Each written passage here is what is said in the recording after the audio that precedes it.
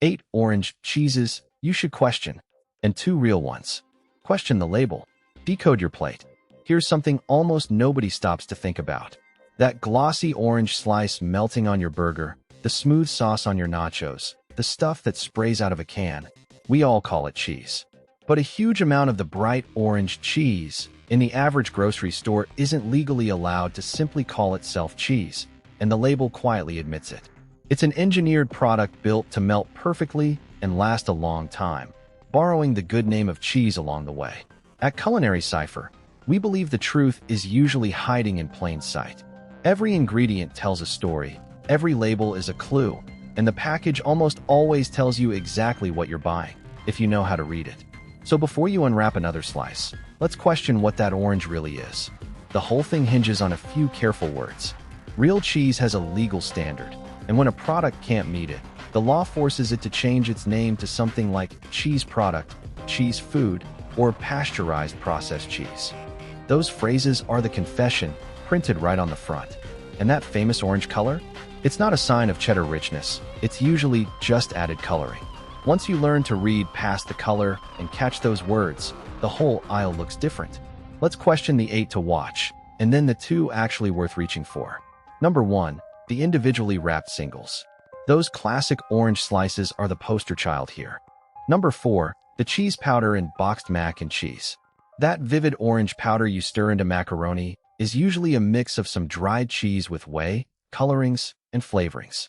There's often real cheese in there, but the intense color and the powder form are engineered, and the shade of orange is dialed up with added coloring far beyond anything cheese does naturally. Question how much of that packet is cheese versus color and flavor, because the eye-popping orange is mostly for show. Number 5, the cheese on cheap frozen and fast food. On some very low-cost frozen meals and value menu items, the cheese is a processed product or an imitation chosen because it melts predictably and costs little. It does its job, draping over the patty in that familiar glossy sheet, but it's often a cheese product rather than a slice of the real thing. Question what's actually melting there, because the perfect, uniform melt is frequently a sign of engineering rather than quality. Number 6, the string cheese and snack cheese for kids. Much string cheese is genuine mozzarella, which is good news, but plenty of kid-focused cheese snacks, dips, and spreads are processed products dressed in fun packaging. The cartoon on the front tells you nothing about whether it's real cheese underneath. Question the label on anything aimed at children, because made with real cheese can sit on a product that's still largely oils, water, and emulsifiers by the time you read the full list. Number 7, the shelf-stable cheese dips and spreads. If a cheese dip or spread sits happily unrefrigerated on a shelf, that's a clue worth heeding. Real cheese is a dairy product that needs to stay cold. A cheese dip that's stable at room temperature has usually been engineered with oils, stabilizers, and preservatives to survive there, with only some actual cheese in the mix. Question anything cheesy that doesn't need refrigeration, because real cheese almost always does.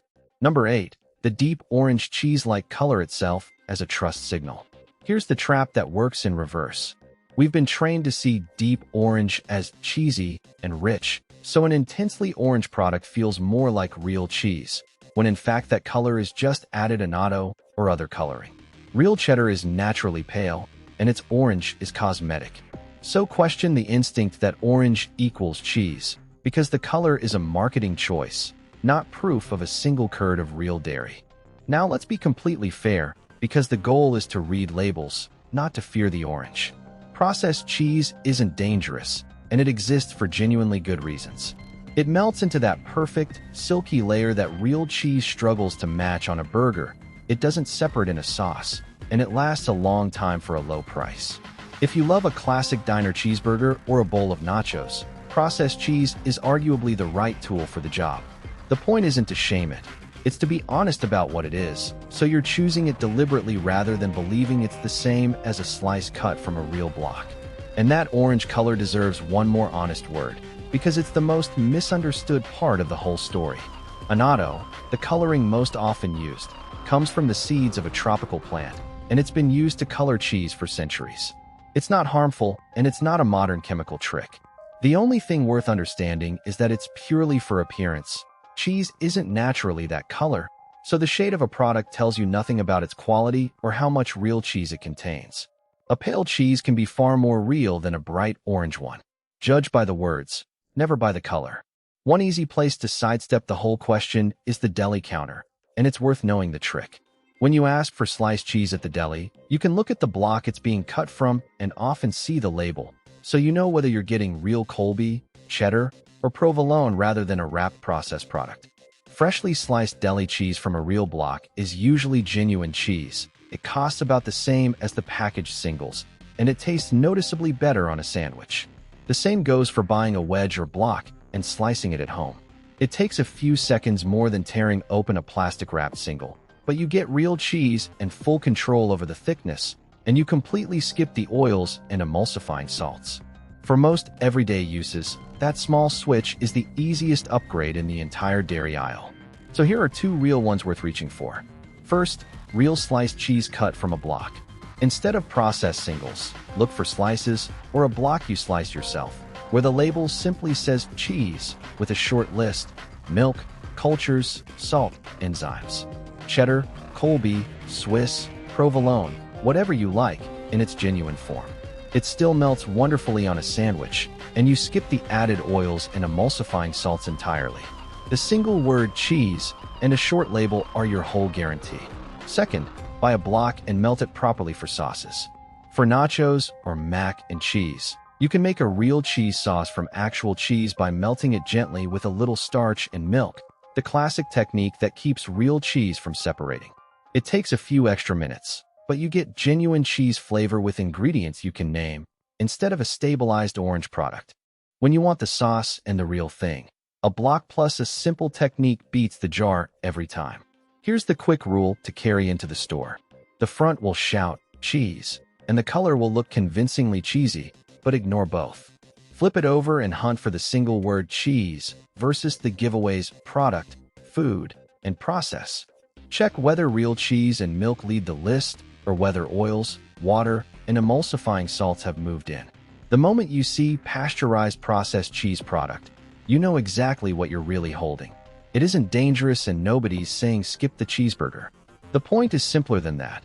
You deserve to know whether that orange is real cheese or a smooth imitation borrowing its name.